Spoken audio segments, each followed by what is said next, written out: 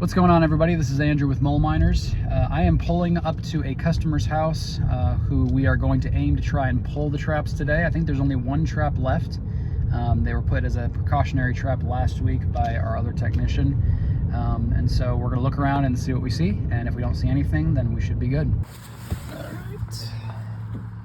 Let's go ahead and grab our tools. Where did they go?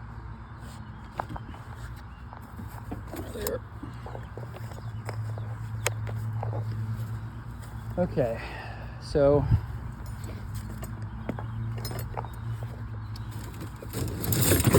take a couple of traps with us just in case we have to set new ones. So the last time that I was here, there was activity running through the mulch beds and all this. Now I'm looking and I'm seeing stuff like this. This is an indication of activity in mulch beds, is cracking like this. You see cracks like that, and that's something that we have to pay attention to. Now I've already set in this mulch bed about 2 weeks ago, and this was the general area in which I did it. Poking into it now, I'm not seeing any evidence. So what we'll do, just to kind of help things along a little bit, just so it doesn't confuse anybody, is we'll just kind of walk this down. So walking it down is going to be beneficial for the next technician who comes after. It's also going to be beneficial for the homeowner, just so they know. Okay. So this trap right here, I've talked before about this spring right here. And sometimes when it's not covered, it can mean that rain has kind of come through, which we know it did. So what we'll do is we'll check it, see if from there. I'm feeling around for the smoothness of anything, and I can't feel anything. Doesn't look like much has changed in the last couple of weeks. So right now, the area that we had an issue with doesn't seem to be terribly active. All this activity right here, you can see all the divots and whatnot. This is all some variation of another animal, maybe a squirrel, chipmunk, maybe a possum's come through. Anything is possible, but we know that it's not mole activity. Stuff like this, you know, little divots everywhere. That's all going to be another animal. Well, we do have a trap here, and it's been set off. Now, do me a favor and look at this. Obviously, you can tell that this is opened, which means it's been set off. But this is how wide it's supposed to be. Obviously, there's a difference between the two. So this, when you see something that's opened only partly, that tells me that either something is caught in it, not typically a mole, because moles are squishy and they'll close all the way. Either it's a rock of some kind, or this isn't actually set off because a mole came through.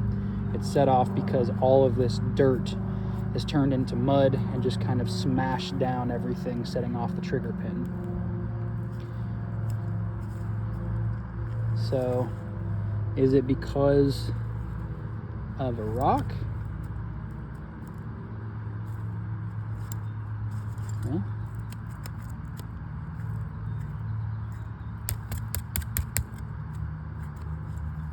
Looks like it was just mud.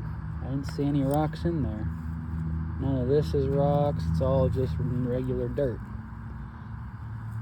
So, maybe what we should do, just to be safe, so let's go ahead and reset. Well, let's see. Now that I'm feeling the inside of the tunnel, it's all jagged. Nothing's been using that. It's not smooth. So, okay. Well, we can go ahead and, for now, cover this. Kind of go from there. So this is where the trap was. And obviously at one point or another, a mole came through there. But now that I'm looking down a few feet further down, This is also an indicator of mole activity. All this cracking right here. So what we're going to do is we're going to set a trap here, and then we're going to look further down and see if there's any activity down there and set another trap, because it's possible he's living underneath this mulch bed, this rock mulch. And we can't set in the rock mulch because the trap will catch one of these stones and we'll miss him. So setting on top of regular dirt is going to be helpful. Okay, so I've just gotten done checking the property in its entirety, and there was only enough new activity to set one trap. We obviously don't set in rock mulch because stones will get caught in the traps, and as a result, we'll end up, just catching stones instead of actual moles. There was enough activity for just one trap, though, and that raised a question: is, do you just set one trap in some cases? And the answer is yes. Sometimes there's only enough room for that, because if you set more, you'll damage the integrity of the tunnel, and it's kind of a pointless tunnel at that point. You know that the mole will not come through it. He'll patch up the tunnel. He'll decide to turn around. He'll sweep dirt into the trap, setting it off preemptively. A lot of things can happen. So if you do just set one trap, one, make sure it's a good tunnel to set in. Make sure there's at least a little portion, about a trap's worth of size, of a straight tunnel. It can't be all curvy and bendy, because if it is, then you might risk the probability of having part of the trap be in the way, and the mole will hit it, brush up against it, and he's still not caught yet, hasn't set it off, but he goes, oh, I don't know what that is, I'm going to try and avoid it. Go underneath it, go around it, stuff like that. Happens all the time. So one trap was set. I took 2 to 3 times longer than I normally would to make sure that that trap is set perfectly. Digging out the tunnel, making sure the hole that we carve open for the trap is just the right size, making sure the density of the dirt works, because if it's too loose, then it's just going to be pointless. But if it's too heavy, then other stuff can happen. It can kind of preemptively set off the trigger pan and disconnect the pin itself, and that's not good. No mole came through it, but we still set it off somehow because of the weight of that. That's why you don't put too much dirt on top. Patch it up as much as you can. Make sure it's completely sealed. There's not really any sunlight coming through. Make sure all the cracks are filled.